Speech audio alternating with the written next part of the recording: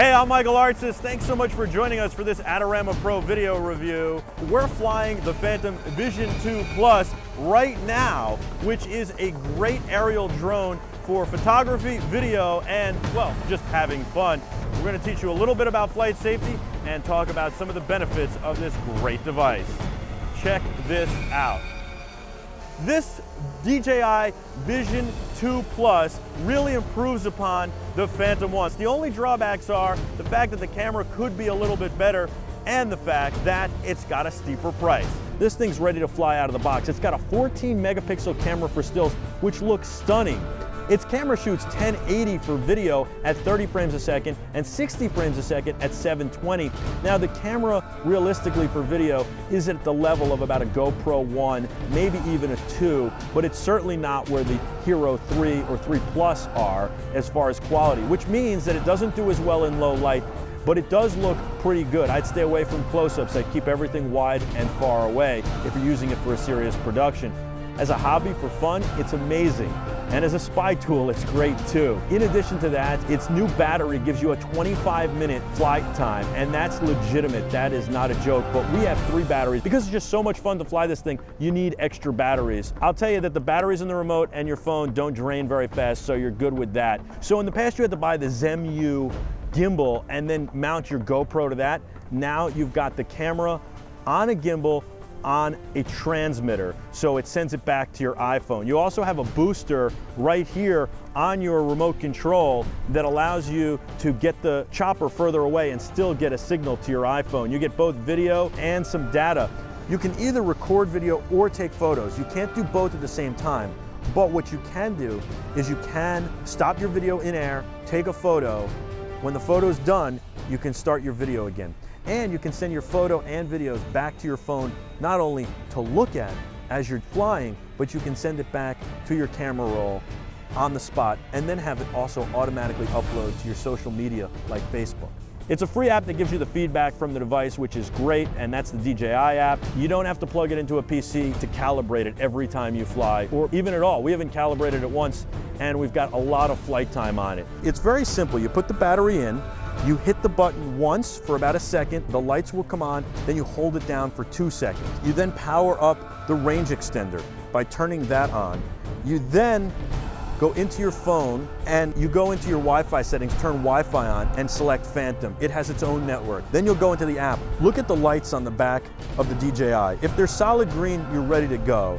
If they're not, you take the S1 switch. Both S1 and S2 should be in the upright position. You flip it back and forth 5 times until your lights are blinking. Once you flip the switch 5 times, it goes yellow. You make sure that it's yellow, then you pick it up, you spin the DJI around counterclockwise, you then flip it vertically and spin it around again once you've gotten a solid green light. Once it's flashing green, you put it on the ground. You make sure that through the app you can tell that you're connected to at least 4 satellites. Now it's time to take off. Both sticks go down and to the corner at the same time towards each other, and the props will start going very fast. You now let go, and when you're ready, you slowly accelerate upwards on the left stick.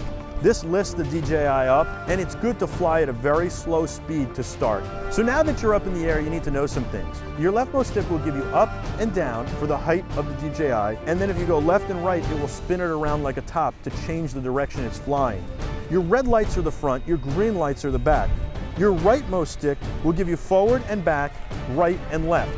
Now, if you turn the DJI around to face you, you have to remember that it's now flying the exact opposite direction. So the rightmost stick changes everything, yet the leftmost stick stays the same. Up is still up, down is still down, spinning it to the right or left still spins it to the right or left, and that can get very confusing. So I'd recommend against flying that way until you get very comfortable. You really want the thing going in one direction, which is away from you, and if you want to bring it back to you, just pull it backwards. One thing I would definitely recommend for this DJI is getting better props, because these are a little too flexible and bendy. And you definitely will need more props at some point as you take hard landings. Another thing to look out for is that this DJI doesn't land as well as the prior model. It has some issues landing, so be very careful when you land it. The next thing is it's got an app which runs off your iOS device and helps you see your altitude, your flight speed, and your distance from the device. In addition to that, it allows you to control the device and take not only video, but photos, and it gives you a whole lot more information, including battery life and, of course, your satellite connections. What's great about the app is that when you fly this thing, you get a visual constantly, continuously, and live sent back to your iPhone to the app. So somebody can be your spotter and look visually, and occasionally you can glance down. So you're not just getting your speed, but you're getting a visual from the camera, and that is terrific.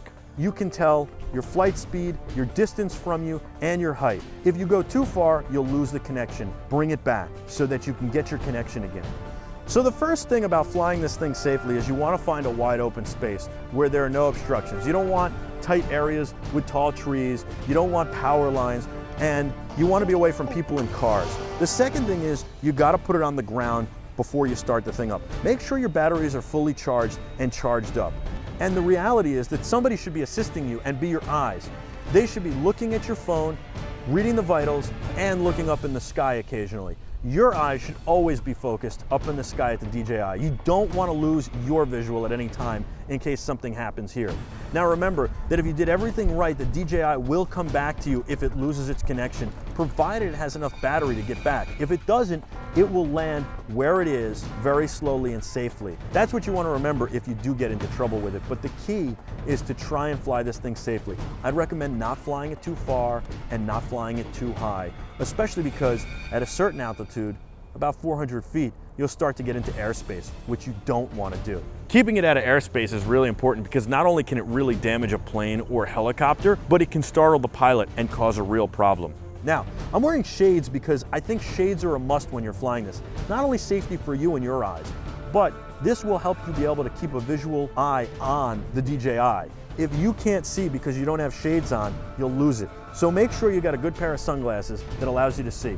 You don't want to fly it over highways or densely populated areas or in big cities, and you don't want to fly it over stadiums or arenas. And you have to remember that people don't know what this is or where it's coming from. So you might be startling them if they see it.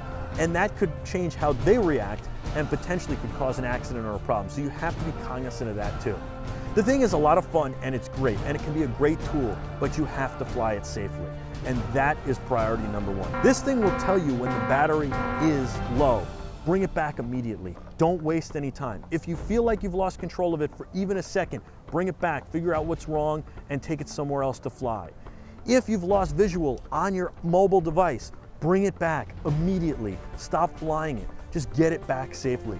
The key to this thing is to keep it away from people, to keep it away from things, and you'll have a lot of fun flying. It's easy to get overconfident with it. Fly slowly when you start and fly above everything. You don't have to go 500 feet to fly above everything. 150 feet in an area like this is above everything. 100 feet is above most things. But fly it slowly, make slow maneuvers.